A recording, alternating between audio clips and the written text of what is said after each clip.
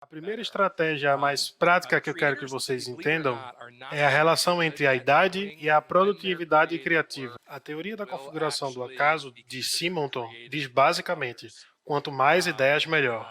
Acredite se quiser, mas criadores raramente sabem quando suas criações vão ser consideradas criativas por outras pessoas. É quase como jogar na loteria. Se você compra só um bilhete, as chances de você ganhar não são muito grandes. Mas se você compra 1 milhão de bilhetes, no caso, se você tem 1 milhão de ideias, a chance de ganhar nessa loteria da criatividade dispara. Então, é assim que se apresenta uma curva padrão para a produtividade criativa. E não importa como você mede essa criatividade, é assim que ela aparece para muitas pessoas. E essa alta entre os 70 e os 75 anos, ela é bastante expressiva, principalmente entre as mulheres. E eu imagino que vocês possam chutar, já saibam mais ou menos por que dessa alta. A verdadeira razão para essa alta é que geralmente os maridos dessas mulheres já têm falecido e também nessa idade os filhos já devem ter saído de casa, já devem ter feito suas vidas. Então esse gráfico, ele é histórico para as mulheres. Inclusive você pode invertê-lo horizontalmente e essa expressividade, esse pico na criatividade se mantém. Essa é a curva básica, ela realmente muda de acordo com a sua área de atuação. Por exemplo, Anne Enright, ela é uma autora famosa irlandesa. Ela atingiu o pico de criatividade dela ali pelos 30 anos, 35 anos. Já pessoas ligadas ao teatro, ao cinema, como esta atriz, a Saoirse Ronan, tendem a atingir esse pico mais cedo, quando autores, escritores, diretores atingem esse pico um pouco mais tarde. Da mesma forma, autores como a Anne tendem a atingi-lo um pouco mais tarde, poetas atingem esse pico bem mais cedo. Outro exemplo é Alexandre Dumas. Como escritor, ele atingiu seu pico depois dos 40 anos. Já os matemáticos que trabalham com a matemática na prática tendem a chegar no seu pico bem mais tarde. Vamos falar dessa forma. Se você está acima dos 30 anos e você pensa, um dia eu vou me voltar a estudar com vontade a partir de teoria matemática, eu acho que eu tenho mais notícias para você. Isso muito raramente dá certo. Basicamente é assim que funciona. Engenheiras como Jenan Ball, que é uma engenheira da Universidade de Stanford, uma das pioneiras na criação de semicondutores orgânicos, ela está chegando ali no pico da sua criatividade, onde os engenheiros realmente chegam ao seu pico. É interessante que essas são as idades que cada uma dessas pessoas, desses autores famosos, publicaram suas primeiras obras. Acredite se quiser. Algumas dessas idades nem parecem tão possíveis. Por exemplo, o Mark Twain publicou centenas, milhares de livros, e você vem me dizer que ele publicou a primeira obra aos 41 anos, mas foi isso mesmo que aconteceu. Raymond Chandler aos 51 anos, Laura Ingalls Wilder começou a publicar aos 65 e o Frank McCourt até um pouco mais velho. Então, definitivamente há um preconceito quando o assunto é pessoas mais velhas que são criativas. E nós sabemos há muito tempo, inclusive nas evidências, que isso é errado. Pensando no tema dessa nossa conversa, lembramos que jovens também sofrem com esses, entre aspas, preconceitos com relação à criatividade.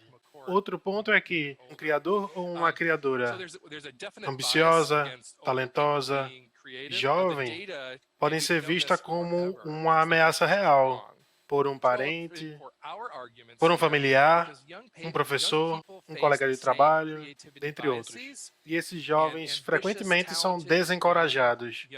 Eu lembro de um dia encontrar uma das minhas colegas, ela ensinava para crianças do terceiro ano do ensino fundamental, e eu disse a ela, nossa, mas essa sua estudante fez um projeto incrível, muito criativo, e a professora falou, eu não vou esquecer mais nunca essa frase. Eu tenho certeza que alguém, no decorrer da história, já fez algo parecido com isso. E aí fechou a porta da sala e foi embora. Então, primeira coisa, essa é uma professora horrível. Segundo, essa é a atitude que não se deve tomar, porque isso importa para, não sei, para Mariazinha, que alguém já tenha feito o que ela fez no decorrer da história? Isso não importa, na verdade. O que importa é que foi criativo para ela, foi diferente e foi útil para ela. E é nisso que nós devemos focar enquanto educadoras e educadores. E não julgar excessivamente os nossos alunos e exigir um desempenho muito alto, muito absurdo deles. Nós devemos sim ser mentoras, mentores e ser inspirações para eles. Eu tenho certeza que todo mundo aqui tem um exemplo muito bom de quando seus alunos, suas alunas decidiram exercer essa criatividade. A questão é que a gente tende a não dar o devido suporte às nossas crianças. Então, com a idade vem o aprendizado, a experiência. Então, a idade e a experiência não são necessariamente pré-requisitos para ter a criatividade, para ser criativo. É muito importante sempre lembrar que esses jovens criadores dentro das suas salas de aula precisam que vocês, professores, professoras, os inspirem e que vocês ajam como mentores. Você tem uma sabedoria que uma pessoa jovem, inclusive por conta do nome jovem, ela ainda não tem, não alcançou. Então, vocês podem ajudá-los a explorar essa parte da crítica construtiva e para que aprendam também a lidar com essas críticas mais pesadas, das pessoas que acham que o que elas fazem não está sendo bom o suficiente. Você, professora, professor, pode ser um campeão para o seu aluno, mesmo que vocês não entendam o que eles estão fazendo na prática. Contanto que vocês reconheçam, apreciem quanto eles têm se esforçado para serem criativos.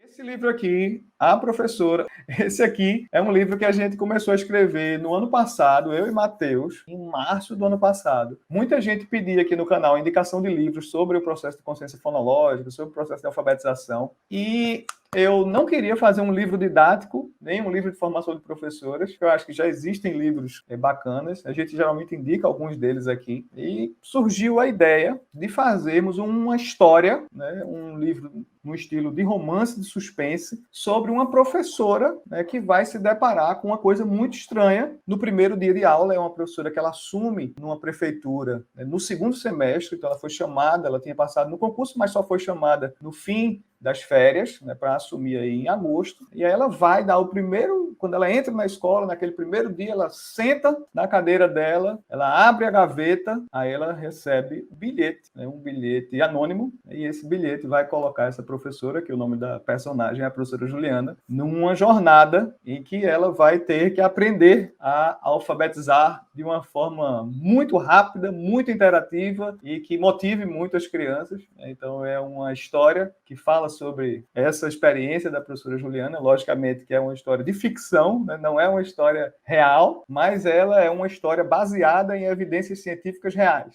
né, que é bem interessante aí para as professoras da educação infantil, primeiro e segundo ano, mas quem tem curiosidade, quer trabalhar também mais a questão da leitura de palavras e um pouco da fluência também nas séries posteriores, né, seus alunos do terceiro e do quarto ano ainda estão com dificuldade, e muitas realmente ainda estão, infelizmente, por conta da pandemia, talvez o livro também possa ser interessante para você.